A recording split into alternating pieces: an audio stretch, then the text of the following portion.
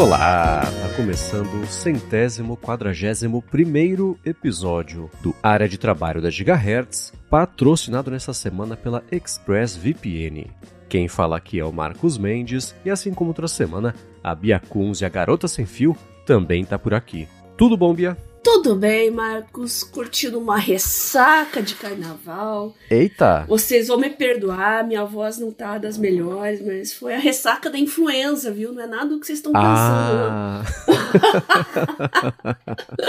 Eu estranhei com a imagem mental da Bia no bloquinho mesmo. Então, nossa, ainda eu tô zerada hoje, acho que é o primeiro dia que eu acordei zerada, mas eu tô com a voz estranha. Né? Então, meio fanhosa. Bom, fanhosa é o meu normal, né? Mas tá mais do que o normal. Então, relevem, tá? Mas estamos aqui para falar um monte de coisa legal. E já dá para dar feliz ano novo pro pessoal? Acabou oficialmente o carnaval ou é só depois das 13 horas? Eu acho que sim. Vai ser publicado depois das 13 horas, então tá valendo. Então, feliz 2025.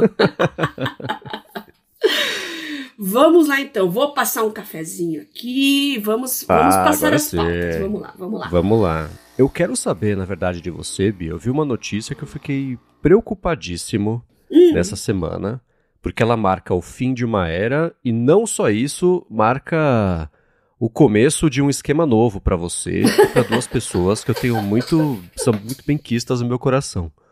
O Skype vai acabar, né? É uma coisa que a gente não tinha colocado aqui no nosso bingo para 2025, não. Mas a Microsoft anunciou esse fim de uma era. Eu tô brincando aqui, porque eu já tinha pensado nisso antes de você até comentar, que vocês gravam o Papo Tech até hoje usando o Skype, né? Acho que como vocês estão gravando uma vez por ano, eles falaram, só tem 3 usuários que usam uma vez por ano aqui o Skype, vamos acabar com ele. Mas o Skype vai acabar com ele, que coisa, não? Vão deixar órfãos os 3 últimos usuários do Skype, eu, Vinão e o João. Mas, 21 anos de Skype, gente, surgiu lá no comecinho dos anos 2000. Acho que a essa altura vocês já devem ter visto a notícia, né, que a Microsoft vai encerrar na primeira semana de maio, então tem um tempinho ainda para matar a saudade. Vamos ver se a gente grava um Papotec derradeiro aí no Skype. Mas, puxa, o Skype mora no meu coração. Eu usava em Palm, usava em Pocket PC, usei em todos os dispositivos móveis, porque ele funcionava muito bem em todos. Ele era uma grande exceção. Ele funcionava em todas as plataformas e funcionava bem. E, puxa, eu usei tudo, eu comprei número, tive número fixo pelo Skype, liguei para um monte de países. Caramba, foi realmente uma era de ouro e agora está se encerrando, o mundo mudou, né? O mundo não é mais o mesmo. Então, eu acho que o telefone fixo meio que tá morrendo também, né? Se bem que essas ferramentas de vender números já tinha sido encerrado faz tempo, né? Mas para fechar, né? 21 anos de Skype, sendo que 12 na mão da Microsoft. Durou, hein? Pois é. E é isso, Se fosse o Google, tinha durado 6 meses, né? Que o Google gosta de comprar e matar. Nossa senhora. Tem o cemitério da Microsoft também? Eu sei que tem o graveyard do Google, da Microsoft, não sei. Boa pergunta. Vou caçar. Se existir alguma coisa assim, eu coloco aqui na descrição. Fim de uma era. E eles compraram... Foi comprado... Eles compraram em 2011 por 8 bilhões e meio de dólares. Tudo bem que eles podem, a Microsoft certamente encontrou formas de absorver esse pessoal todo que usava o Skype nas próprias ferramentas e etc, plataformas, converter esses usuários para usuários da própria Microsoft. Sim. Mas desse tempo todo depois, ter pago 8 bilhões e meio de dólares, hoje em dia, eu penso, será que eles... Acho que se pagou, né? Essa altura, considerando, 8 bilhões e meio lá em 2011, eu procurei aqui, no comecinho agora desse ano, em dinheiros de hoje, dá 12 bilhões, de dólares, né? Arredondando aqui. Então, é bastante coisa. Mas acho que o Skype foi a primeira ferramenta que apareceu que resolveu a vida de quem tinha que fazer esse tipo de chamada, exatamente, coisa assim, né? Perfeito, inclusive em mobile. Então, e agora, a Skype, né, originalmente sueca, nas mãos da Microsoft, a Microsoft, né, vai priorizar o Teams. E o que eu falei lá no Twitter vale aqui também para vocês, que um mundo sem Skype e com Teams é um mundo mais triste. Ah, certamente. Nossa. Eu comentei na semana passada, né, que a adaptação ao Teams, ela é um pouco enroscada, né? Nossa, então você já leva essa burdoada na cara, né? O fim do Skype, aí eles vão ainda e te dão uma joelhada, falando que vão priorizar o Teams. Então tá, né? Uhum. E pensando, a gente vai lembrando do histórico de notícias, coisas assim do Skype, eu lembro quando eles fizeram aquele redesenho gráfico com umas cores que eram bem... uma coisa meio tique, assim, né? Umas cores meio radioativas e uns grafismos com umas ondinhas e coisa assim que o pessoal lembra que detestou. Não é que detestou, né? O pessoal estranhou muito na época. Eles deram uma aliviada com o passar do tempo, mas ainda assim... Tentaram deixar mais social, transformar talvez numa rede social. Sim, foi um efeito meio Snapchat, assim, que eles adotaram, né? Ia ser o Snapchat dos boomers, né? dos X, né? No caso, né? Boomer não sei se usa Skype, mas X usou bastante, viu? É aquelas assim, né? Eu comentei com a Lara, o Skype vai acabar. Ela falou, nossa, mas alguém ainda usava, né? Então a gente tem aquela nostalgia, né? A gente é muito grato ao Skype por ter resolvido desde o começo pra gente aquela coisa de comunicação. Eu lembro quando eu viajava pra, sei lá, ligar pro Brasil, o crédito do Skype era o jeito mais barato que tinha, né? De fazer ligação, de comunicar, coisa assim, né? E ele disputava com o MSN, basicamente, ser o primeiro comunicador, na época que você entrava na internet ainda, né? Então ele resolveu bastante, né? Mas foi pra acho que, né? Pra nossa geração, não sei, acho que deve ter gente que leu essa matéria e falou, o que é Skype? Né? O pessoal que tá chegando agora. Não é curioso. Pra vocês essa notícia. Todo mundo tá com excelentes memórias do Skype, então vamos ficar com elas. Exatamente. Mas há alternativas. Eu vi que você mandou aqui, Bia, um link das melhores 7 alternativas open source ao Skype. Eu sei que isso aqui eu vou especialmente matar o Guedinho um pouquinho por dentro, mas eu vejo né, as coisas todas do open source, etc. Eu penso, putz, é legal que existam iniciativas assim, e que bom que o pessoal se distrai. Mas eu não sei se pro grande público é uma coisa que é muito... O pessoal só quer entrar lá e usar e que funcione, né? E geralmente quando tá associado a um nome maior, né? As alternativas eu vou deixar o link aqui para quem quiser conhecer melhor, mas tem a Jammy, tem a Leanphone, tem o Jitsi, tem o MiroTalk, Element, Wire, Nextcloud. Nextcloud eu até reconheço o nome, mas eu imagino o grande público entrando aqui e falando, nossa, não conheço nada disso, eu não vou usar, né? Não sei, mas eu vou deixar o link aqui na descrição para quem quiser conhecer. E se vocês usam alguma dessas ferramentas, contam pra gente aqui, tá? Exatamente, mandem pra gente. Assim como o Marcos mandou pra gente, a gente falou semana passada, você apresentou pra mim e pra muita gente, Bia, o conceito de aula invertida. Verdade. A gente comentou sobre as adaptações necessárias para hoje em dia você dar uma aula, dar uma lição de casa, estudos, né, com as IAs e etc. E o Marcos falou o seguinte, eu tive a primeira experiência com esse tipo de aula lá por 2013, numa aula de neuroanatomia com o professor Steven Rehan, da UFRJ, que também dava aula assim na Universidade da Califórnia, que ele era professor convidado. Ele falou que foi disponibilizado um grupo no Facebook, onde eles foram incluídos, com links em inglês para vários vídeos no YouTube sobre o tema, que eram vias neurais, e outros vídeos também sobre o tema. Aí ele falou que em sala de aula, o pessoal era dividido em grupo e tinha que elaborar perguntas sobre o assunto para o outro grupo. E a cada resposta certa do outro grupo, o seu grupo perdia um ponto. De 10 possíveis, e a nota final era o quanto restavam de pontos. Porque a turma toda se ajudou com os vídeos, né, que era em inglês, quem sabia traduzia, disponibilizava pro resto da turma. 2013, né, gente? Não tinha tradução simultânea. Pois exato. Né? E lendo até aqui, eu pensei, nossa, que legal, que divertido, né? O pessoal foi engajado. Aí ele conclui. No final foi tudo tão ruim e traumático pra todo mundo da turma. Teve briga durante ele chamou de gincana, né? Durante a gincana. Voou o telefone na cabeça do coleguinha. Por fim, a gente foi na coordenação, reclamou e a coordenadora do PCI de Neuro nos deu uma nova aula tradicional e uma prova à moda antiga. Ele conclui, estávamos prontos para a inovação. Esse professor é genial, as palestras dele são ótimas, ele fala que ele trabalhou até no Globo News por um tempo, só estava muito mais evoluído do que nós, e não à toa a pesquisa de vida dele é com psicodélicos.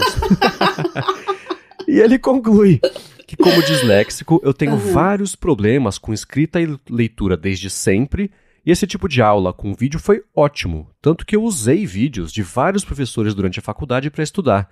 Lembro muito do Otávio Plazzi, que dava aulas de histologia no YouTube. Então, Marcos, eu sinto muito pela sua experiência, mas eu ri muito, tá, quando eu li.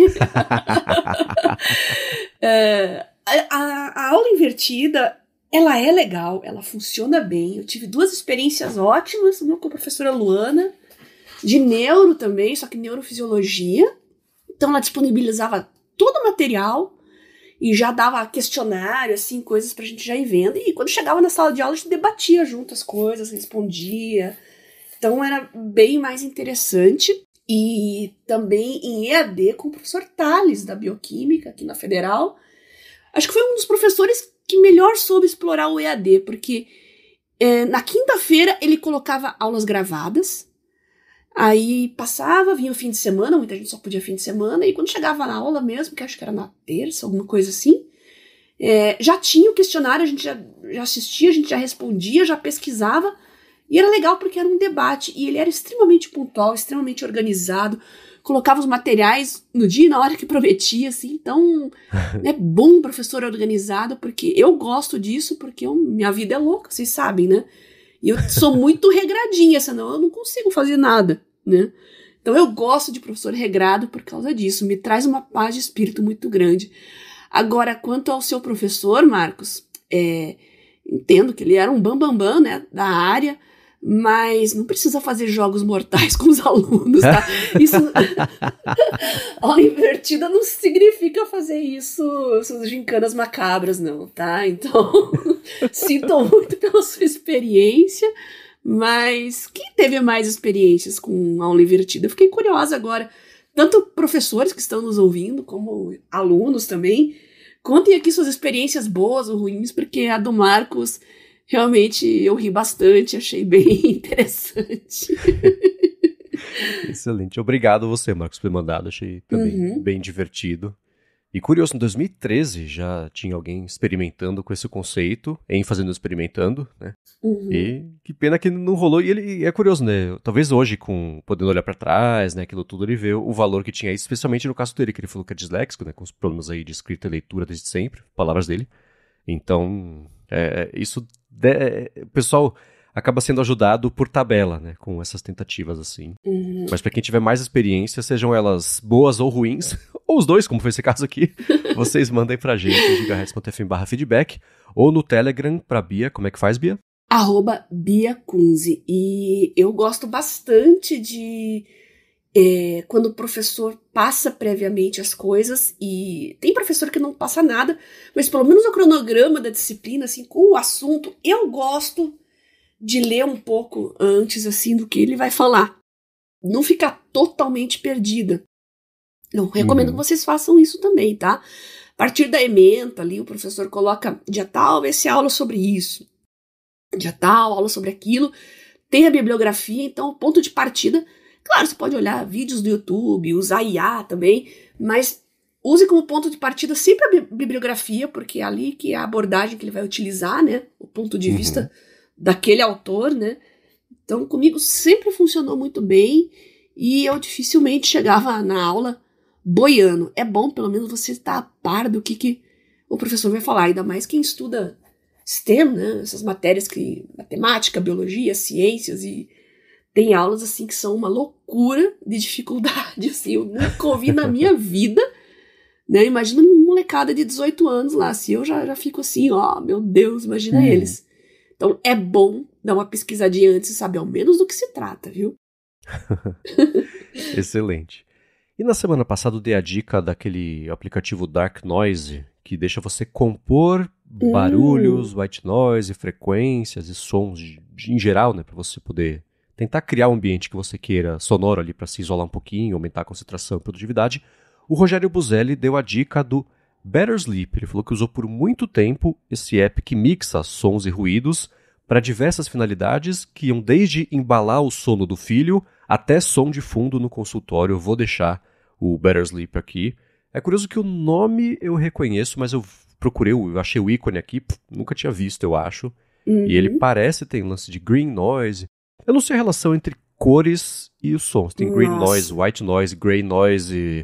White noise, sabemos o que é, né? Aquele sonzinho de fundo, assim. Exato. Som ambiente, vamos dizer assim, né? Agora, green sound deve ser passarinho, cachoeira, será? Pode ser. É um chutão, gente, não sei. Mas tá aí, fica a dica do Better Sleep. Exatamente, a gente vai deixar aqui na descrição. Esse tipo de dica é muito boa. Quem tiver também pode mandar pra gente. A gente fala todos os apps aqui, que cada app é de um jeito, a gente sabe como é que funciona isso, então pode encaixar cada um no jeito pode gostar de um jeito diferente, né, dos aplicativos. Então sempre tem um que serve pra você. Exatamente. E a Tati Tenuto mandou pra gente o seguinte, que o governo federal lançou uma cartilha de boas práticas sobre IA generativa no serviço público. Ela mandou o link, eu vou deixar aqui na descrição. Tem a cartilha completa. Tem um link também, dentro desse link que eu vou deixar aqui, que tem aulas que foram disponibilizadas para o pessoal que trabalha no serviço público, com aulas feitas pela Microsoft, por outras parcerias também, que vão desde o que é IA generativa até o uso. E ela falou o seguinte, eu senti falta de orientarem a estruturar prompts, concordo 100%.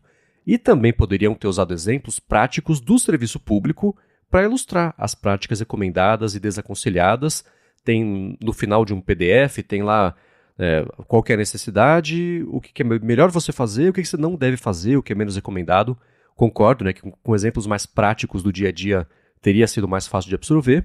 Por outro lado, ela finaliza, gostei deles terem falado dos modelos abertos e fechados, questão de auditar os processos, falam bastante de riscos mais sérios também. Isso é de acordo com até o que foi proposto pelo PBI, o Plano Nacional lá de relação com IA e etc., que foi bem copiado da Europa, na verdade, do que é o risco, que não oferece quase nenhum risco, até os riscos extremos, né, do outro lado aí do espectro. E ela conclui, eu não sabia que o Ministério da Gestão tinha uma área direcionada para o tema. De qualquer forma, ela falou que espalhou para os colegas de repartição, e eu deixo aqui na descrição também o link. E vale lembrar que, se você quer aprender mais sobre prompts, eu deixo aqui a dica do livro do Elzo, que eu já li, né, o Elzo Brito, ele é professor. Então, muita coisa eu aprendi intuitivamente ali, que ele explica, né, nos últimos 2 anos, mas também está desde o comecinho, né, Marcos? Então, a gente aprende na dor. Quem não quer aprender pela dor e quer pular etapas, pega o livro dele, um abraço pro Elzo, nota 10. Um abraço para ele. Engenharia de Prompts, não falei o nome, né? O link tá aqui de qualquer forma. O pessoal já sabe. E eu dando uma espiadinha nesse material, teve umas coisas bem interessantes também que me chamaram a atenção, além do que a Tati já comentou, né?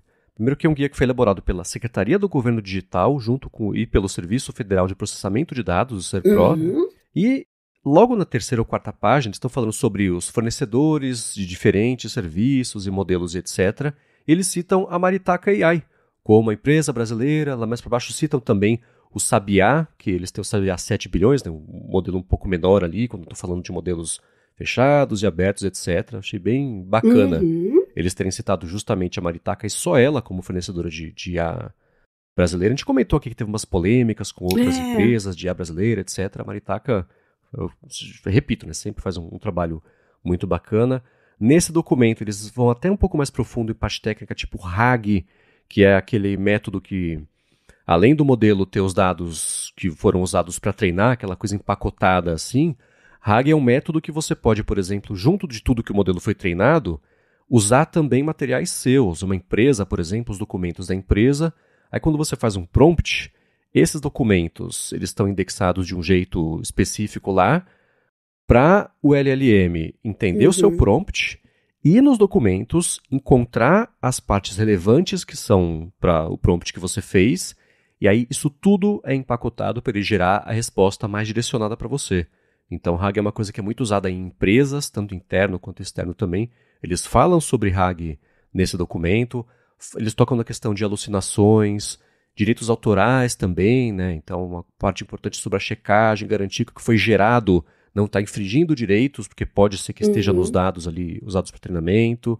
Também a parte de classificação de riscos, né, que eu comentei agora há pouquinho. Sim. Eu achei bem completinho essa cartilha e os documentos complementares, bem legal. Cartilha, glossário, tô com o site do Governo Digital aberto aqui, muito bom. A gente deixa aqui para quem quiser conhecer mais a fundo também, né, para quem já trabalha com esse tipo de coisa. A gente tinha chegado para vocês, se você está descobrindo por nós, né, o que é interessante também saber. E Bia, você comentou que não está mais acompanhando as novas e as novidades todas aí, das versões atualizadas das IAs. E o Rogério Buzelli falou, que tal fazer uma relação de IAs, relacionando nome, URL, principais serviços e tornar pública, para que todo mundo que escuta aqui o podcast possa ir até atualizando por várias mãos, né? Falou, será que funcionaria? Assim teria uma relação de IAs alimentada por todos nós e as suas principais funcionalidades aí do momento, do que elas são melhores agora. Achei bem interessante, eu não sei qual plataforma seria mais adequada, uma Wikia, talvez. Então, o que vocês acham, ouvintes? Eu vou passar essa bola para vocês aí. Seguir essa ideia do Rogério. Criar uma wiki atualizando as IAs, as principais novidades, as versões atualizadas, algo que esteja sempre ali em dia, né? É uma boa, porque até a gente, né? Eu e o Marcos aqui, a gente tá sempre... Claro, a gente tá sempre acompanhando, trazendo o melhor, mas é impossível acompanhar tudo, até porque tem algumas que a gente não usa, mas outras pessoas usam. Eu mesma falo aqui que eu tenho as minhas favoritas, que eu uso com mais constância, né?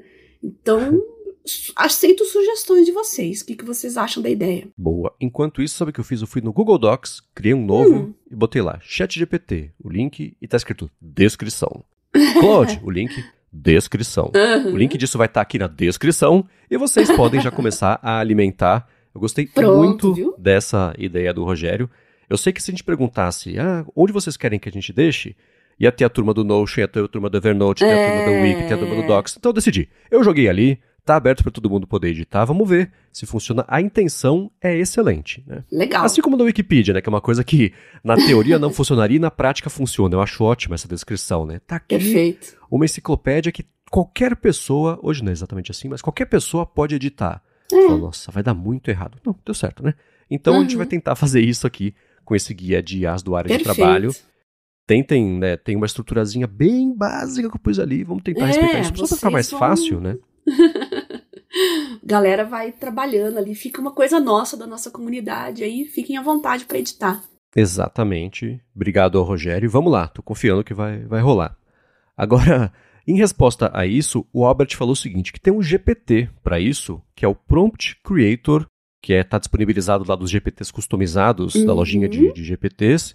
Ele falou que é ótimo. Se você pesquisar por esse GPT, eu tive esse trabalho para vocês, deixei aqui na descrição, né? Você diz o que você quer e ele te ajuda a criar o prompt. E, curiosamente, é de um brasileiro. Esse GPT customizado é o Marcos de Castro. E ele descreve esse GPT como uma ferramenta simplificada que otimiza prompts, guiando o usuário até chegar no processo iterativo, claro também, para você fazer o prompt perfeito, eficiente. E esse GPT customizado dele, ele se vale ali das boas práticas e técnicas avançadas para aumentar a clareza, a relevância e a criatividade também dos outputs. Então vai estar aqui na descrição. Obrigado, Albert, por essa dica que eu achei bem interessante. Muito bem. E eu até cacei também sobre... Né, eu procurei primeiro por Prompt Creator na loja no catálogo de GPTs customizados do ChatGPT. Apareceram 600 e não esse que estava no print que o Albert mandou, que era do Marcos de Castro. Falei, tudo bem. Procurei por o Marcos de Castro, né, que é o nome de usuário dele que está ali no ChatGPT. Ele criou um monte de GPTs customizados. Vale até pesquisar pelo nome dele para você encontrar também, pode ter um que seja útil para você, mas esse Prompt Creator eu não encontrei.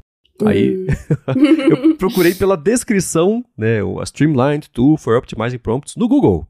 Aí eu encontrei esse e deixei aqui, mas faz tempo que a gente não comenta dessa loja de GPTs customizados. Eu chamo de loja, não tem pagos, né?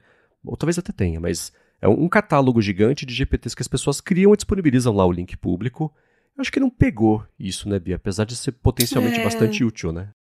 Exatamente. Pois é, não pegou. Quem sabe aí agora o pessoal se anime mais, né? É que também tem tanta coisa, né, Marcos? A gente fala tanta coisa que às vezes as pessoas não sabem que existe. Então a gente tá fazendo nossa parte aqui e a gente divulga, tá?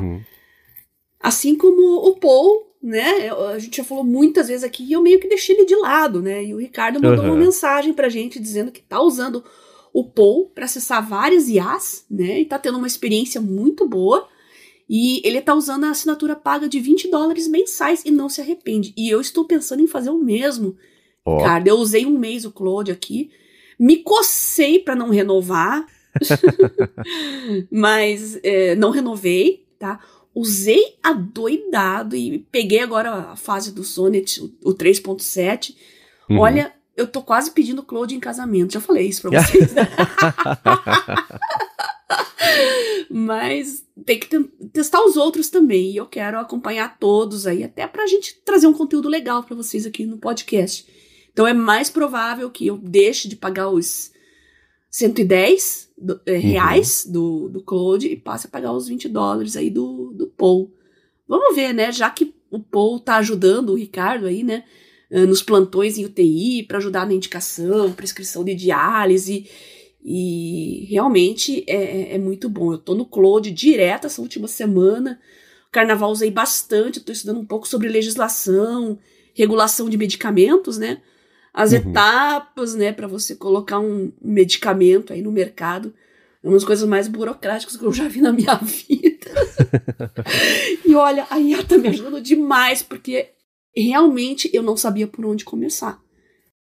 Então, é legal como você tem assuntos assim tão vastos. Sim. E você não sabe por onde começar. É incrível como a IA te dá um pontapé. Então, fui de pouquinho em pouquinho vendo as RDCs, o que cada uma determina, até a estrutura da Anvisa, as secretarias, o que cada uma é responsável. Começa por aí, né? E aí você vai aprofundando. Nossa, Claude, eu já falei que eu amo você, Claude. Então, casa comigo. Muito bom. E o Ricardo comentou, né, que isso que ele tava de consulta, UTI, diálise, etc., prescrição, o Claude ajudou a fazer um app mesmo pra ele. Ele até colocou no GitHub, eu vou deixar o link aqui na descrição pra quem quiser dar uma espiadinha também. Quer dizer, ele mandou o link, eu tô supondo que ele pode estar na descrição. Se não puder, Ricardo, avisa que a gente tira, tá? Mas eu vou deixar aqui, tá no GitHub aberto, então me parece que não teria problema. E o Paul nesses dias, e Paul, pra quem procurou e não achou até agora, é P-O-E, não é Paul de Paul McCartney. É POE.com, tá? E eles, eles acordaram nas últimas semanas, então eles estão lançando alguns produtos para fortalecer a oferta de soluções que eles têm, né? Porque a gente até discutiu algumas vezes aqui sobre como você assinar por lá, você tem acesso a todos os modelos. Eles têm agora, por exemplo, já o GPT 4.5, que saiu na semana passada, o Sonnet Claude 3.7, que saiu faz, sei lá, uns 10 dias também. Então é um repositório de vários modelos. Tem modelo de IA generativa de imagem, tem de vídeo, tem esses de texto, tem os multimodais, tem coisa de som também, com Eleven Labs. Ele é um apanhadão, né? E aí eles implementam os modelos, APIs, etc. Você assina e tem acesso a tudo isso, o que é excelente para quem está mais agnóstico de modelo, que é uma solução, e por meio do Paul você usa várias delas, né? O problema, a gente até discutiu isso aqui algumas vezes, é o seguinte: você tem acesso ao modelo bruto lá. Você não tem acesso às ferramentas complementares que o Claude tem, por exemplo, com aqueles artifacts que abre uma janela de lado, já com código bonitinho para você ir falando com ele, interagindo no código. O ChatGPT agora tem o Canvas também, tem uma série de ferramentas complementares. Isso não tem lá, né? Então, as pessoas poderiam, talvez, estar deixando de assinar o Paul para ir para uma solução específica para poder se valer disso tudo. Então, eles estão agora implementando novidades. Tem o Paul Apps, por exemplo, agora. Legal. E eles falam assim, nem sempre a interface de texto, de conversa, é certa para todo mundo e para muitos casos de uso, né? Que às vezes você precisa de uma interface mais visual para conseguir interagir e chegar no resultado que você quer. Então eles criaram esse Paul Apps, o App Creator, que deixa você usar, é parecido com o Artifacts e com o Canvas, né? Então você controla o HTML, JavaScript ali, do jeito certinho, bonitinho, e já vai compilando, não sei se é o termo certo, em relação à interação que você está tendo para ver o resultado final. Então eles já deram até alguns exemplos aqui de o Magic Eraser. O Magic Eraser é um aplicativo que remove objetos de imagens que você não quer, né? Então, a gente já vê isso, a Samsung tem isso direto no telefone, a Apple fez uma coisa parecida recentemente também. Então, um jeito de simplificar a interface para quem não é técnico, conseguir tirar o benefício dessas IAs, né? E a segunda coisa é isso, então trazendo já, quanto antes eles trazem, quando sai um modelo novo, eles já implementam lá para ter um pouco mais ou manter, talvez, a relevância. Então, eles estão investindo. É um jeito interessante de você explorar vários LLMs do jeito que você preferir. E pode ser que por meio disso você encontre o que você gosta e você saia do Paul para assinar esse específico, como Não foi o caso da Bia, né, que ela assinou direto ali o Claude, mas você testou o Paul por um tempo para ter esse contato inicial, né, com todo mundo. Sim, e vou voltar. Quero... É importante eu estar pulando, assim, né, de serviço em serviço, mas como o Paul é um grande hub, né, de serviços, vou começar a dar mais importância para ele, deixar inclusive um atalhozinho aqui no meu navegador, assim, quando eu quiser abrir rapidinho, eu vou direto nele, né, que é o que importa. Boa. Vocês contem pra gente também como é que tem sido isso pra vocês, né, sempre vamos saber. Agora a gente vai fazer aqui um apanhadão. Faz muito tempo, o Rodrigo Castro, aliás, abraço pro Rodrigo, mandou pra gente a dica de um artigo do Casey Newton, que tem um platformer, sobre as ferramentas que deixam ele mais produtivo no dia a dia. Ele fez uma exploração sobre isso. E achei, bom, faz tempo que a gente não faz a nossa exploração, né? Nosso apanhadão aqui das ferramentas, com as dicas de como é que a gente é mais produtivo no dia a dia. Mas antes de falar sobre isso, eu vou agradecer a ExpressVPN, que está mais uma vez patrocinando a área de trabalho e segue oferecendo um mês de graça para você experimentar o serviço. E depois, se você assinar o plano anual, você ganha 3 meses de bônus no fim desse ano, indo em expressvpn.com/adtrabalho ou usando o cupom ADTRABALHO no checkout, ou clicando aqui na descrição para cair já com o cupom aplicado no site. Se você viajou no carnaval, você sabe que você se conectou a um Wi-Fi que você não conhece. E por isso você sabe que seus dados ficaram expostos ali mais do que seria bom. Então, vai saber como é que está a segurança desse Wi-Fi, vai saber que não sei, né, mas quais dados são coletados aí para passar para frente, para vender os seus dados, que são o preço da conexão. No caso do avião, né, você paga para usar a internet ainda assim, uma parte do site que você acessou, o serviço, por quanto tempo, o servidor, etc. Isso é coletado e compartilhado, mas com o ExpressVPN você protege a sua conexão e nem ela sabe o que está acontecendo, o que é ótimo porque os seus dados são seus. Você deveria poder dizer se ou com quem você quer compartilhá-los. E para streaming é muito bacana usar ExpressVPN, porque dependendo do país que você usa para rotear a sua conexão, eles têm servidor em coisa de 100 países mais até, você vê o catálogo desses países, porque o servidor, o streaming acha que está vindo de lá. E o catálogo é diferente em relação ao que tem aqui no Brasil. É assim que eu uso todos os dias. Uso no Apple TV, mas você pode ver, se você entrar lá em expressvpn.com/adtrabalho, você pode, durante esse mês de teste, ver como é fácil colocar no telefone, no roteador de casa direto, se você quiser, no computador, na TV, dependendo do modelo. E aí, assinando o plano anual, você tem 3 meses de brinde, indo em expressvpn.com/adtrabalho ou usando o cupom ADTRABALHO no checkout. Muito obrigado à ExpressVPN pelo patrocínio de mais esse episódio do podcast e pelo apoio a toda a Gigahertz. E aliás, a gente tá em época de Oscar e ganhamos um Oscar suado, né? Depois de tantos anos, décadas, né? Esperando, finalmente nós temos um. Então sempre tem documentários legais, coisas que o Oscar divulga, né? Torna mais a público. E você não vai achar no seu serviço de streaming, pelo menos não do seu país. Então, para quem curte documentário, olha, é essencial ter um serviço de VPN como a ExpressVPN para facilitar a sua vida. Então, muito obrigada à ExpressVPN por fazer com que nós acessamos esses conteúdos aqui de forma rápida e sem burocracia. Muito obrigado. E é curioso, por 2 anos seguidos, quando eu tinha mais tempo livre, eu consegui ver todos os filmes que foram indicados ao Oscar. Puxa, eu já fui dessas também, viu? Nossa, né? E era difícil, porque é óbvio que não vai ter tudo aqui, né? Aquele documentário iraniano não ia estar na Netflix pra ver, né? Alguns estão, mas vocês entenderam, né? Então o VPN ajuda muito.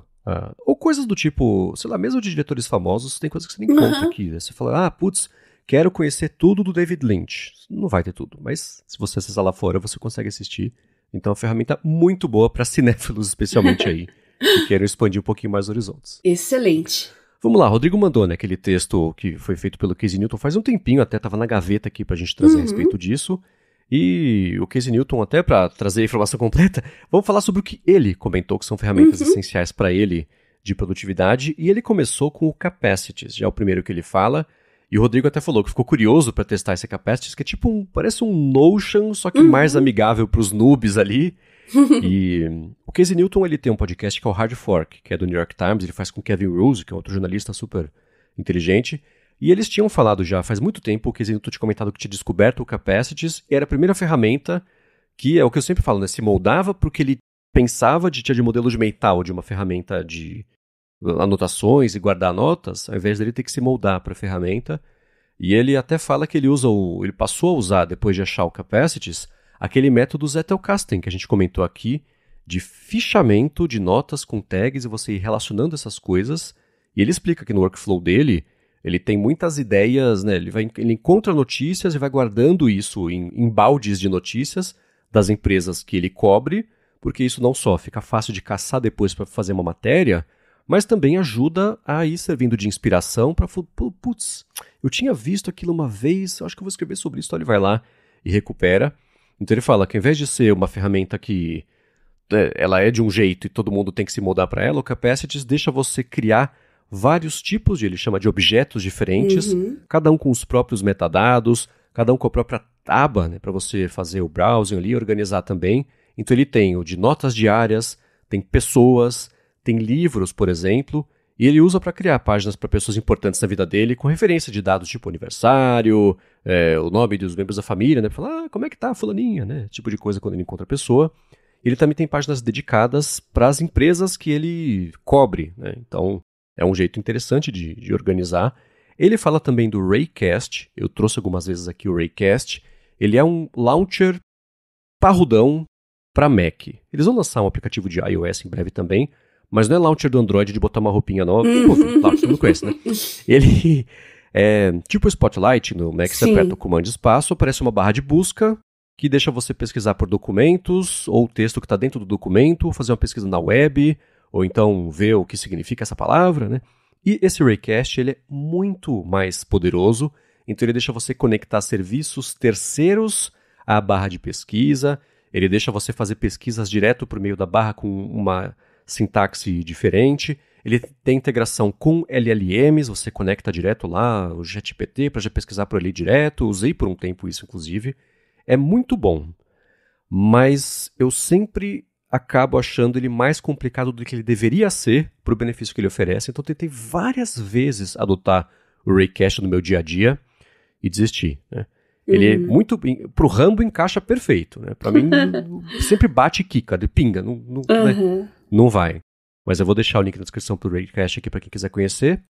E ele também, o Casey Newton fala do Readwise, que ajuda a organizar as informações de PDF, assim, putz, saiu, por ser jornalista, nossa, saiu uma decisão aqui no tribunal de 300 páginas, preciso falar sobre isso agora. Ele joga nesse Readwise e ele tem aquele esquema de ter um LLM para você ir conversando, faz pergunta, ele vai respondendo.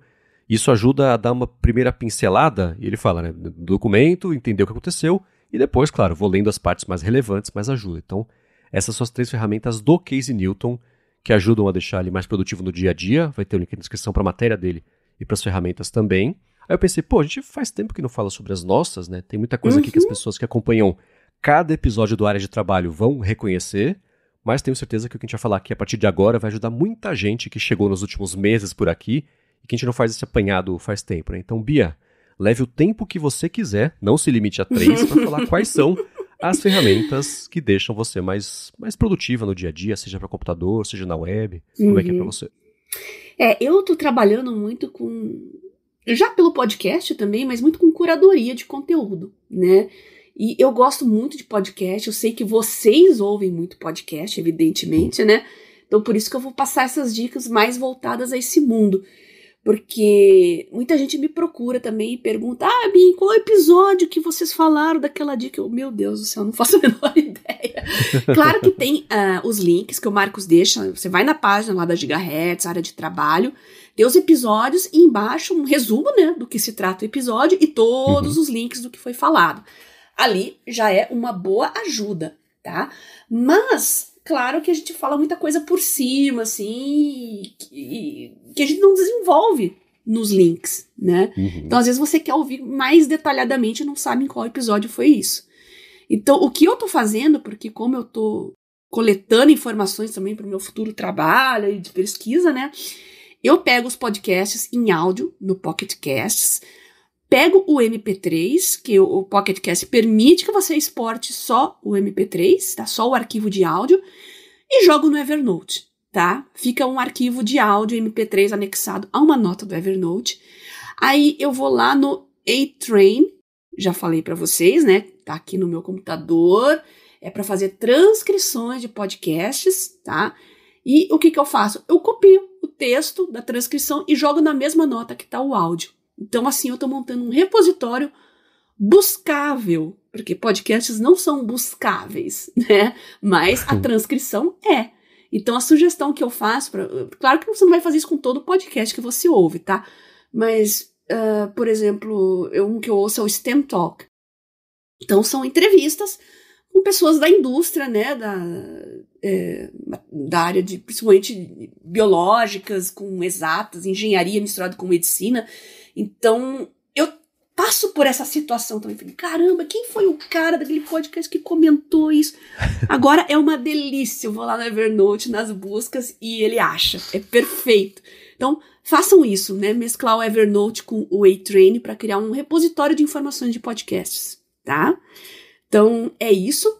Claro, eu tenho um atalho aqui também para as minhas LLMs, tá? Tem o ChatGPT, o Grok, Maritalk, Claude, Poe e o Otter AI, que tá aqui, não sei por quê, porque eu não tô usando mais. Está salvo aqui. Deixa eu ver o que mais. Eu vou dar uma olhada na minha aba aqui.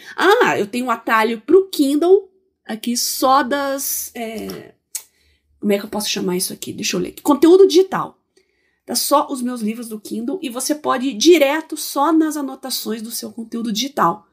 Também é uma excelente dica. Você pode pegar os trechos que você sublinhou e fez anotações dos livros, exportar como texto e colocar dentro do Evernote, tá? Ainda mais agora que a gente já discutiu esse problema da Amazon aí, né? Então, coloque um atalhozinho ali no seu navegador para o seu conteúdo Kindle, para você acessar a hora que vocês quiserem. Tô dando dicas menos óbvias aqui, né? Porque acho que os apps que eu mais uso, o pessoal já sabe, né? Deixa eu ver o que mais que eu tenho aqui. Outlook, pois é, isso eu acesso 500 vezes por dia. Todo mundo tem o seu sistema básico de organização de calendário, contatos, tarefas. Então, o meu atualmente é o Outlook, então tem um atalho, tá sempre aberto aqui.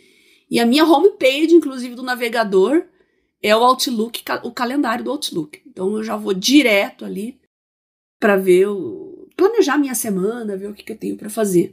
Tá? Então, eu recomendo vocês que usam Google Agenda, coloquem, ou como, se vocês acessam 200 vezes por dia, coloca como a página principal ali do seu navegador, um atalho bem na frente do seu nariz ali, para você já ir direto nele. Né? Poupa tempo, você ganha tempo de vida com isso, né? Que mais aqui? O Notebook LM. Perceba que não tá nem na minha aba de LLMs, eu coloco separado porque também eu acesso direto e eu tenho disciplinas ali, eu vou colocando livros por área ali. Apostilas, livros, então... Quando eu quero evitar alucinações e eu quero informações especificamente de certas bibliografias, o Notebook LM é o cara. Já dei 3 dicas? 3, né? Querem que eu dê mais? Tá, sim. Quero que você dê todas, Bia. Deixa eu dar uma olhada aqui, então. Tem aqui o meu Jandar IA. Deixa eu atualizar vocês. Eu comprei mais 2 cadernos. Tá?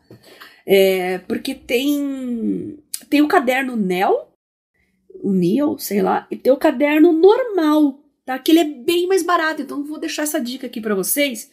Enquanto o Neo é aquele que tem as folhas reposicionáveis, né? Você pode tirar e levar. O Neo é um caderno tradicionalzinho, mas de muita boa qualidade, tá? Tem bolso na frente para colocar folhas e as páginas são perfuradas, tá? Caderno espiral com as folhinhas perfuradas, então você pode tirar no picote ali e guardar em outro lugar. E é metade do preço do outro, tá? Vem com a mesma quantidade de folhas, tá? São... o caderno normal, né, de uma matéria são 80 folhas, então os dois vêm com 80 folhas. Só que o Neo, que tem as folhas reposicionáveis, a gramatura é de 90, e esse aqui é a gramatura de 56. E é metade do preço. Então tá em torno de 30 e 40 reais, tá? Fica a dica para vocês. E eu vou usar mais, eu vou voltar a falar dele. E esses 2 que eu comprei aqui, eu comprei para conhecer, para ver como eles eram por dentro. Passar as informações aqui para vocês no podcast, mas não preciso de tanto caderno assim. E eu vou dar para minha amiga Liz Kimura. Um beijo para ela que tá ouvindo aqui. Hora de trabalho, começou a maratonar para aprender também. Então vou mandar um para ela e um para Mayumi, para elas entrarem nesse mundo aí das IAs. E fica a dica, tá? A gente tá começando o período letivo agora. Experimenta esse caderno, ele é muito legal. Não vocês, né? Às vezes vocês não são estudantes, mas que tem filho adolescente, irmão, enfim, passem a dica pra eles, porque vai tirar eles um pouco dessa noia de rede social e vai engajar eles numa coisa muito legal e muito mais produtiva para a vida deles, que é estudos com IA, gerar quizzes, fazer resumos. É outro mundo, viu? Fica a dica. E é isso que eu tenho para passar por enquanto. Acho que já deu para fazer um apanhadão geral aqui. Boa. Pra mim, assim, né, tem algumas coisas que... Eu troquei de Mac 2 vezes na minha vida, né? Uma coisa que eu faço sempre, né? Mas nas 2 foi a mesma sensação. Tem coisa que se eu não tiver instalado, sim, parece que o Mac veio faltando pedaço. É como se tivesse um teclado pela metade, porque tem coisa que vira tão rápido parte do seu dia a dia do sistema. Então a primeira coisa que eu faço assim que eu configuro um Mac novo é baixar, instalar o Keyboard Maestro, que é uma das ferramentas mais úteis da história da computação, porque ele abre muito o caminho para você começar a entender o poder de pequenas automações e de pequenos atalhos que vão além do que o sistema oferece, né? Então eu uso ele em parceria com o Text Expander, que eu já comento, que já foi até patrocinador aqui dos podcasts da Gigahertz, mas o Keyboard Maestro deixa você cadastrar atalhos complicados até de teclado para que isso desencadeie uma sequência enorme, se você quiser, de ações. Então acho que o mais complicado que eu tenho aqui, né, que eu acho que vai ser um bom exemplo, que ele une várias coisas, né? Quando eu estou escutando e revisando um podcast, eu vou minutando os ajustes, sobrou uma tossida aqui, tem uma pausa muito comprida aqui, eu tropecei, voltei. Então, às vezes, na edição, isso passa batido, então eu vou revisando e vou minutando isso. Ao mesmo tempo, eu vou minutando os capítulos dos episódios e as notas, eu vou fazendo as notas da descrição, né? Então, a parte mais importante de toda a produção do podcast, para gerar o material complementar, é essa parte da revisão. E no final, o que eu tenho, né? Eu tenho um documento de texto no Ulysses e do lado eu tenho o Audition, que é onde eu edito o podcast. E no Audition já dá para colocar capítulos, né? Se eu apertar M, ele põe um marcadorzinho ali que eu consigo, depois de apertar o M, apertar, eu acho que a barra, ou talvez Enter, não sei, um dos dois. A memória muscular sabe, eu não sei. Ele deixa eu renomear esse capítulo. Então quando eu coloco um M, ele põe um marker, eu aperto esse botão e digito Olá. Aí o nome do capítulo vira Olá. E eu ia fazendo isso manualmente. Então eu ia lá no Ulysses, copio a minutagem, volto para o Keyboard Maestro, aperto uma tecla que já, eu acho que é comando J, vai para editor de minutagem, cola a minutagem, aperto o Enter, vai para lá. É um processo maquinal, repetitivo, não é difícil, dá para fazer, mas se der para o computador fazer sozinho, é muito melhor, né? Então o que eu fiz no Keyboard Maestro? Fiz o seguinte, eu vou ativar um teclado. Você me pergunta quantas vezes eu tenho que fazer isso que você pediu. Aí eu conto quantos capítulos são, se são 15, eu falo, faça 15 vezes. Ele fala, tudo bem. Ele vai no Ulysses, seleciona o tempo, volta no Audition, cola o tempo, insere o capítulo, dá o nome do capítulo. Volta para o Ulysses, pega o tempo seguinte, volta. Então ele vai fazendo isso as 15 vezes, então é a coisa mais linda do mundo. Você vê o computador trabalhar sozinho, você toma uma água, toma um café, então ele vai fazendo isso. Assim, quando dá errado, danou-se, né? Porque ele começa a pegar... Então eu tenho que estar com o Ulysses e o Audition sendo um command tab do outro, né? Pra ele ir alternando essas duas coisas. Mas, nossa, que é uma belezinha esse atalho. Deu um trabalho danado para conseguir fazer, porque o Keyboard Maestro é uma coisa que é importante, que é o quê? Você falar para ele, quando eu ativar esse atalho aqui, você vai nesse pedaço da interface aqui. Você bota um print do pedaço certo da interface para ele levar o mouse até lá. Então, se a interface muda, aí é um problema, né? Mas isso é melhor do que você falar o seguinte, quando você abrir o Audition, na posição XY, tipo 300 pixels por 500 pixels, você clica nesse botão. Se o botão sair dali, pelo menos com reconhecimento de interface, ele vai atrás do botão onde quer que o botão esteja. Então, isso é uma outra coisa bem poderosa do Keyboard Maestro. Então, acho que ele encapsula todos os atalhos que eu tenho aqui, né, para funções diferentes. Ele é muito flexível, então você consegue construir scripts dentro dele para rodar um script em outro lugar. Ele ajuda muito nessas minúcias assim. A interface dele é desafiadora, tá? Não é a coisa mais intuitiva do mundo. Você bate o olho e fala, nossa, eu tenho certeza que isso foi feito nos anos 90 e nunca mais mexeram. É quase isso. Então, ele é bem queixo duro, como diz o Coca no ADT, geralmente. Mas é muito poderoso. Eu recomendo que todo mundo que tem um Mac vá atrás do Keyboard Maestro e deixa no radar. Assim, putz, eu faço isso, é meio repetitivo. Será que não dá para ele fazer? Ou então, será que eu não posso cadastrar um atalho que já abre o programa tal e faça não sei o que dentro do programa? Ele dá para você disparar coisas a partir de periféricos também. Então, quando eu conecto o meu microfone no Mac, pela entrada USB, o microfone reporta para o Mac, oi, eu sou o microfone da Shure. O que eu fiz com isso? Hora que o microfone reportar para o Mac, que é o microfone da Shure, abre para mim o QuickTime, já põe arquivo, nova gravação de áudio, e abre o monitor de microfone também, aqui a ferramenta da Shure também. Ele faz isso sozinho, né? Ao invés de ter que fazer isso manualmente toda vez que eu for gravar. Então, essas pequenas coisas são um aumento gigantesco de qualidade de vídeo e de produtividade que eu recomendo que todo mundo investigue. Né? E uma última coisa sobre ele específico, no primeiro, vai demorar, tá, gente? Uma última coisa sobre ele que é muito útil é que ele tem um histórico de área de transferência. Então, tudo o que você copia, ele guarda num histórico. Então, se você... Todo mundo, né? Copia muitas coisas do computador o dia inteiro.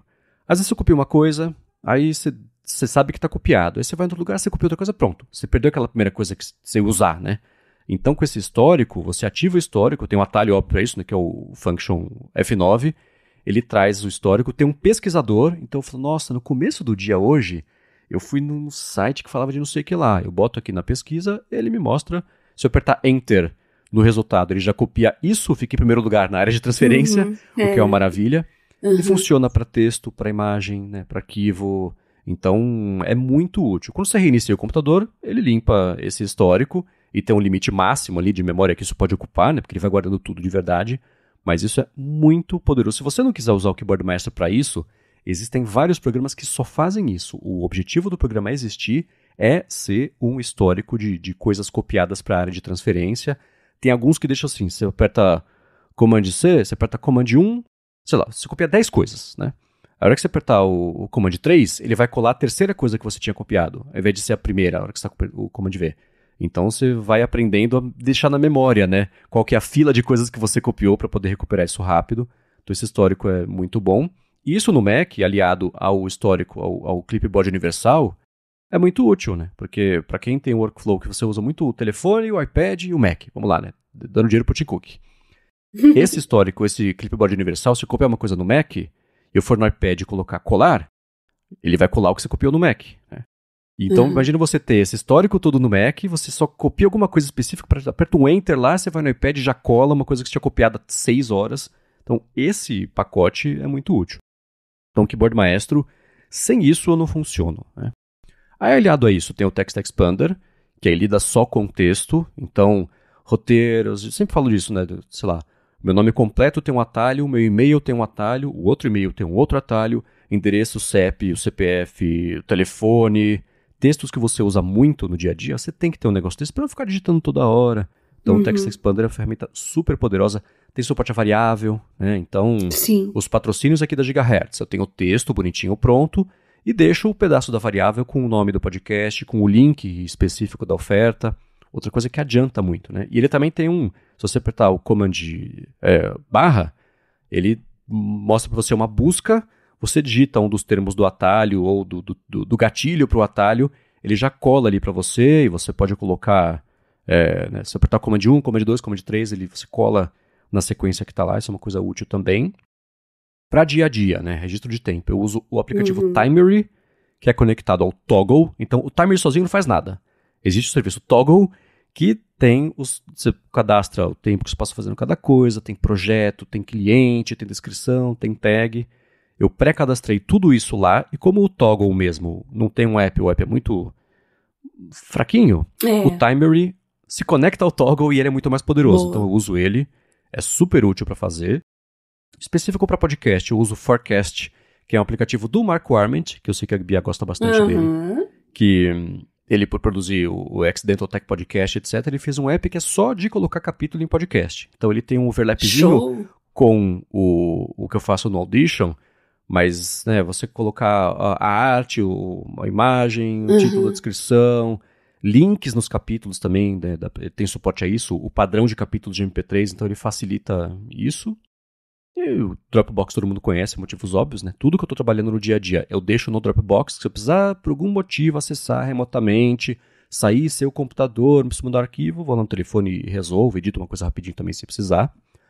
Outra coisa específica boa pro Mac, Bartender. É o seguinte, a barra de tarefas lá em cima vai ficando meio craudiada, né? Conforme você vai instalando coisa, né? Parece... Não é assim, parece do Android, né? Depois de um tempo fica cheio de coisa ali em cima, Verdade. né? E, assim, né? Não quero ofender ninguém, até tem amigos que são, é brincadeira que a gente faz no A mãe DT. de todo mundo, né? Exato, né? Aqueles 4 ícones de WhatsApp. Então, o que o Bartender faz? Deixa você cadastrar como se fosse páginas diferentes de ícones para aparecerem na barra ali de cima. Então, quando não tem nada acontecendo, eu deixo o horário, o dia, o atalhozinho do timer e só.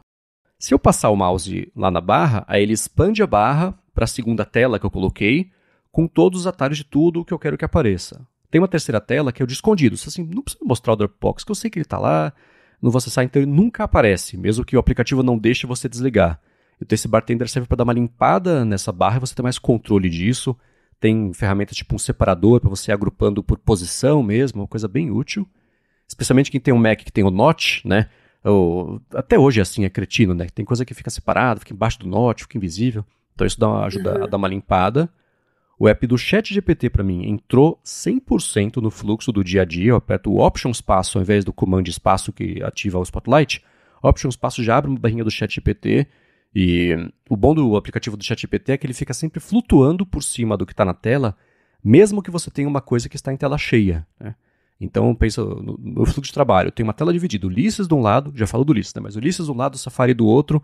Chamo o ChatGPT, ele fica por cima disso tudo. E eu não uso isso, mas ele tem a opção de você falar, escuta, ChatGPT, fica de olho no que está aqui nesse programa aqui no VS Code ou no Xcode e vamos conversar a respeito do que está aqui. Então você não precisa ficar copiando, é muito útil para esse tipo de coisa. Tem para texto também, mas eles estão implementando aos poucos ainda as parcerias e conexões para poder fazer isso, então é uma coisa que vai chegar, mas eu recomendo que quem assina o ChatGPT, né, e tá no dia a dia, entrou muito bem para mim, mais do que o da Perplexity, engraçado que o Perplexity também tem um app de Mac, mas eles estão fazendo muita coisa e tá ficando tudo meio raso assim, né, então as coisas complementares ao que eles têm. O app de Mac é um perfeito exemplo, né? Que ele fica o tempo inteiro ali no multitarefa, então ele não esconde isso. Dá para esconder, né? Daria para esconder, não esconde isso. Na barra superior também, mas é ok. E o Ulysses é o meu aplicativo há muitos e muitos anos de produção de texto. Para mim, pro jeito que eu trabalho, eu poder colocar em tela cheia, ficar uma tela completamente preta, só com o texto que eu estou escrevendo, é 100% foco, né? Ainda bota um white noise e pronto. O mundo não existe mais, então só eu e as minhas palavras. É a coisa mais linda. Então, eles, se você quiser, tem ferramenta, tem a barra lateral, tem o menu. As ferramentas estão lá caso você queira, mas para foco, para você poder se concentrar no que está fazendo, recomendo que o pessoal que digita muito, faz muito texto no dia a dia, procure um ambiente de escrita que te deixe focar só no texto. E para mim, o Ulysses, ele é até meio básico demais. Então não tem suporte a coisas... Ele tem suporte a Markdown, né? Então se eu quiser botar um negrito, uma coisa assim, dá para fazer pela sintaxe. Link também dá suporte a você colocar no texto. Mas com tipo tabela, imagem, fazer referência a um arquivo, coisa assim, até hoje não tem. Então, para mim ainda essa simplicidade funciona. Mas eu sei que para algumas pessoas talvez precise de uma coisa mais parruda, tipo um Notion que... né, tem atalho para fazer, inserir botão, inserir tabela, coisa assim, divisor, né? Então isso ele não tem. Então esse é o pacotão dos apps que eu existo, sem isso não tem gigahertz, não tem nada. Essas coisas são o meu pacote básico de produtividade no Mac. É claro que tudo que eu falei, o que a Bia falou também, a gente vai deixar aqui na descrição. Enquanto eu falei, fui tomar matraca sem parar aqui, Bia. Você lembrou de coisas a mais que você usa aí no dia a dia que você quer recomendar? Poxa, não, acho que eu falei as principais, né? Tem o Samsung Notes, né? O Galaxy Notes aqui, que eu já falei em todo episódio também. Acho que vou voltar a falar agora, né? Mais pra frente. Puxa, eu uso muito o YouTube, então eu assino o Premium, recomendo. E recomendo o YouTube Music, que por incrível que pareça, eu uso mais no desktop do que em mobile, porque... tem essas playlists malucas de estudos, né? Então, às vezes eu tô trabalhando, tô estudando, fico aqui na minha mesa, eu deixo ele rodando de fundo ali, quietinho. Então, super, super prático, gosto bastante e tem de tudo mesmo, né? Eu acho que o Spotify é mais limitado nesse ponto. O que mais que tem aqui? O OneNote, que eu uso para estruturar slides e hierarquizar informações. O que mais que eu tenho aqui? Nossa, tem o Copilot aqui que eu nem uso mais. Copilot. Todoist, meu amigão aí já, sei lá, 15 anos pelo menos eu tô usando direto. Então tem atalhinho no tablet, no celular, tem aqui no computador. Então sempre é o principal controle das minhas tarefas, meus afazeres aqui é o Todoist. Então tem que ter atalho para ele em tudo quanto é lugar. E agora o Zoom também, né? Infelizmente, tô tendo que usar o Zoom aí. Mas eu também tô com um fone de ouvido novo, eu tô com o Galaxy Buds, comprei um da Samsung, depois de usar QCY, né? Até não sei, não poder mais. Tô experimentando para ver como é que é o ecossistema da Samsung para fones de ouvido. Eu já ia falar um pouco hoje, mas eu prefiro deixar pro próximo, porque eu tô muito em casa, carnaval e feriado, e a partir de amanhã que eu vou pra rua mesmo, então acho que dá pra testar de verdade, né? Recurso de cancelamento de ruído, essas coisas, então vai ficar pra semana que vem, eu dou mais detalhes sobre isso, tá? E acho que é só, deu pra falar tudo, né? Pelo menos os principais aí, é isso. Maravilha. Vocês já sabem, né? Vocês estão convocadas e convocados a mandar as ferramentas de vocês também. A gente pode fazer uma segunda parte disso com vocês, ajudando a gente a ter esse dia a dia mais produtivo. A gente espera ter ajudado bastante aqui. Obrigado, Rodrigo, por ter mandado essa pergunta que deu essa... Super pauta. Exatamente. E é claro, né? Vocês podem mandar outras coisas também em gigahertz.fm/feedback, perguntas, sugestões de pautas, dicas de ferramenta, que a gente adora trazer isso para vocês. Quero agradecer no episódio de hoje a ExpressVPN pelo patrocínio, a vocês que além de contribuírem com as pautas, ajudam deixando as avaliações, os joinhas, os corações, as estrelas, coisas assim. Quem recomenda também o Área de Trabalho ajuda muito a mais gente descobrir o podcast e, com sorte, se a gente fizer o nosso trabalho do lado de cá, ter uma vida cada vez mais produtiva. E a você, Bia, por justamente nos ajudar a ter essa vida cada vez mais produtiva. Eu que agradeço você, Marcos, pelo convite para fazer o Área de Trabalho, nossos patrocinadores que viabilizam ele e, claro, vocês, ouvintes, toda hora mandando dicas, sugestões, comentários, aplicativos, prints.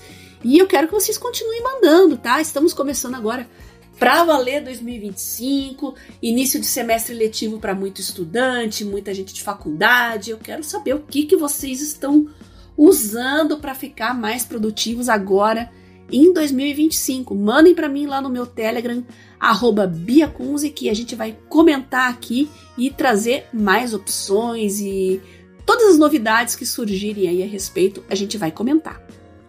Maravilha. Caso vocês queiram falar comigo, é MVC Mendes no Instagram ou no Threads. Eu apresento por aqui o Área de Transferência ou a Fonte. Eu apresento para a Alura o IA Sob Controle. E eu escrevo todo sábado no Mac Magazine, no fim de semana passado, sobre como passou da hora da Apple abrir o iPhone, porque já está óbvio que ela não vai ter ou tempo, ou interesse, ou os dois, de tirar o máximo proveito do que ele te oferecer, então ia ser bom mais gente poder fazer isso. O link vai estar aqui na descrição. Obrigado mais uma vez pela audiência de vocês e a gente volta na quarta que vem. Beijoca sem fio a todos e até semana que vem.